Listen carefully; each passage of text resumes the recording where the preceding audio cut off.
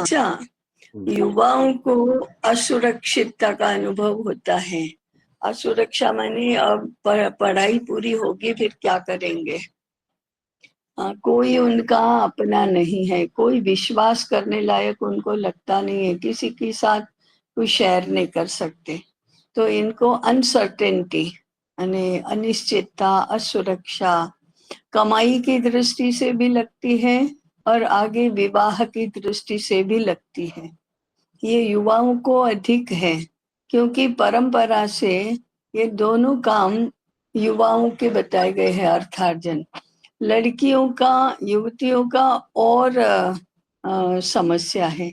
उनको ना तो अर्थार्जन की समस्या सताती है, माने चिंता नहीं है, न लड़का मिलने की चिंता है, विवाह की भी चिंता नहीं है।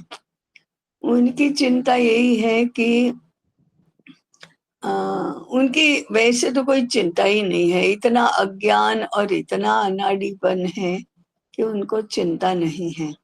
हाँ, ये चिंता है कि अकेले कैसे रहेंगे, लेकिन अकेले रहने की भी हिम्मत वो तो कर ही देती है। लेकिन उनकी चिंता है इजी मनी कहाँ से मिलेगा, ये एक है। दूसरा उनके लिए है जो उनको पता नहीं है, वो आगे चलकर उनको ना तो अच्छा वैवाहिक संबंध बनेगा, ना बच्चों को जन्म दे पाएंगे, ना बच्चों का संगोपन कर पाएंगे, कुछ नहीं कर पाएंगे। इसलिए लेकिन इस समस्या से वे बहुत सजग नहीं है, जानते नहीं है, ऐसी समस्या है। जेनेटिकली बहुत वीक एकदम, चरित्र की दृष्टि से भी, और ये सारा ये समस्या वे जानते नहीं है।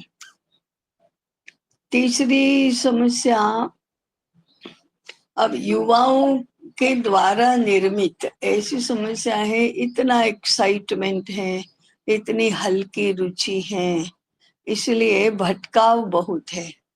ये युवा को नहीं पता चलता कि हमारा भटकाव बहुत है, लेकिन युवाओं की एक समस्या भटकाव है, चिंता है, टेंशन है, एक्साइटमेंट है, सारे मनोविकृतियां हैं, ये प्रमुख है। शारीरिक मानसिक दुर्बलता, शारीरिक दुर्बलता भी बहुत है, और बुद्धि माने आत्मविश्वास का अभाव, आत्मविश्वास नहीं है कि हम ये कर पाएंगे, तो फिर साहस नहीं है, बहुत बड़ी ज्ञान के क्षेत्र में कोई आकांक्षाएं नहीं है, हम ये करेंगे। ठीक है, ये तो सारी इतनी कम है, क्या होगा। कुछ और बताइए ताई से। तो सब कहते हैं भारत युवा राष्ट्र है और युवा राष्ट्र की शक्ति है, तो ये कैसी शक्ति है? युवा को राष्ट्र का क्या कुछ अता पता है क्या, कि राष्ट्र क्या है और राष्ट्र के लिए हमें क्या करना है? तो दायित्व बोध का तो बिल्कुल ही अभाव है, मैंने भान ही नहीं है कुछ कि विश्व स्थिति कैसी है, राष्ट्र क्या है, जीवन मूल्य क्या है, जीवन का लक्ष्य क्या है, कुछ नहीं पता।